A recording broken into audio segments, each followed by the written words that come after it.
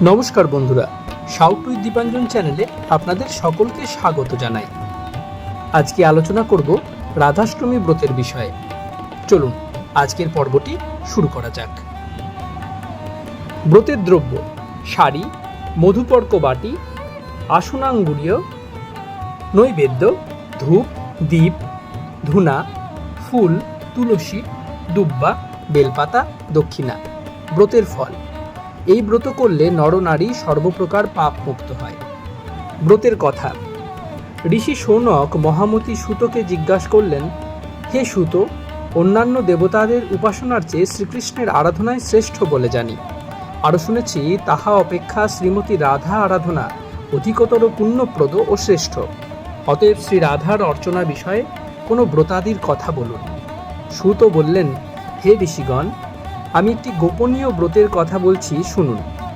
একদিন দেবর্ষি নারদ শ্রীকৃষ্ণের নিকটে উপস্থিত হয়ে জিজ্ঞাসা করলেন, ভগবান, আপনার শ্রীমুখে অনেক ব্রতের কথা শুনেছি, এখন শ্রীমতী রাধিকার জন্মদিনের ব্রত শুনতে ইচ্ছা করি। শ্রীকৃষ্ণ বললেন, দেবর্ষি, তুমি আমার পরম ভক্ত, সেজন্য তোমার কাছে বলছি, শ্রবণ করো। কোনো এক সময় সূর্যদেব ত্রিলোক ভ্রমণ করতে করতে নানা প্রকার ঐশ্বর্য দেখে মনে মনে তপস্যার সংকল্প করে মন্দর পর্বতের গুহায় কঠোর তপস্যা আরম্ভ করলেন। এইরূপে দীর্ঘদিন গত হল। সূর্যের কঠোর তপস্যা আর পৃথিবী অন্ধকারাচ্ছন্ন থাকায় দেবতারা ভীত হলেন। ইন্দ্র দেবগণ সহ আমার কাছে এসে সব কথা বলতে আমি বললাম, দেবগণ, সূর্য থেকে তোমাদের কোনো ভয় নাই, তোমরা নিজ নিজ স্থানে যাও, আমি সূর্যদেবকে তপস্যা থেকে ক্ষান্ত করব। তারপর আমি সূর্যের কাছে গেলাম। সূর্য আমাকে দেখে খুব আনন্দিত হলেন। তিনি বললেন, হে শ্রীহরি, আপনার দর্শন পেয়ে আমার জন্ম ও তপস্যা সার্থক হল। যিনি সৃষ্টি, স্থিতি, সংহারকর্তা, ব্রহ্মা, বিষ্ণু, মহেশ্বর, যাকে সব সময় চিন্তা করেন, তাকে দর্শন করে আমি ধন্য হলাম। আমি সন্তুষ্ট হয়ে সূর্যকে বললাম, হে দিবাকর, তুমি তপস্যায় সিদ্ধি লাভ করেছ, এখন বর প্রার্থনা করো। তুমি আমার পরম ভক্ত, সেজন্যই তোমাকে দর্শন দিলাম। এ কথা শুনে সূর্য বললেন, আমাকে একটি গুণবতী কন্যার বর দিন। আপনি চিরদিন সেই কন্যাটির বশীভূত থাকবেন, এছাড়া আমার আর কোনো ইচ্ছা নাই। আমি তথাস্তু বলে তাকে বললাম, এই ত্রিলোকে আমি একমাত্র শ্রী রাধিকারই বশীভূত। শ্রীমতী রাধা এবং আমাতে কোনো প্রভেদ নেই। আমি পৃথিবীর ভার লাঘবের জন্য বৃন্দাবনে নন্দালয়ে অবতীর্ণ হব।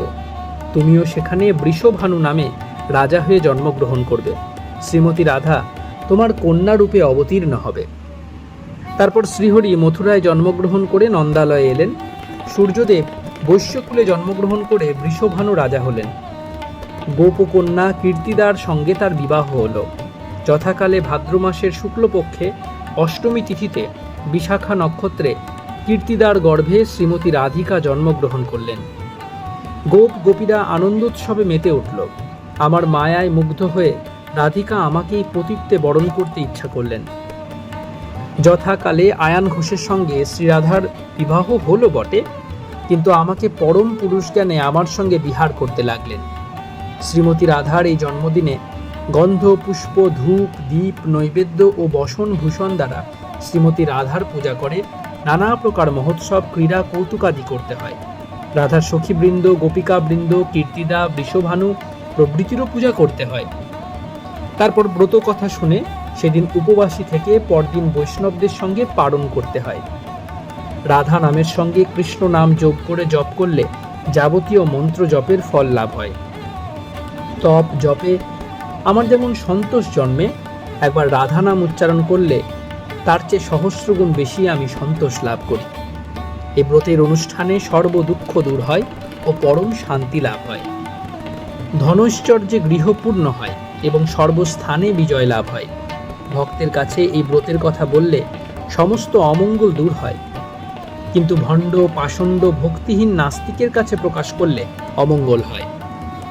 শ্রীকৃষ্ণের কাছে এই কথা শুনে নারদ মর্তে এই ব্রত প্রচার করলেন আর নিজেও ব্রত পালন করলেন।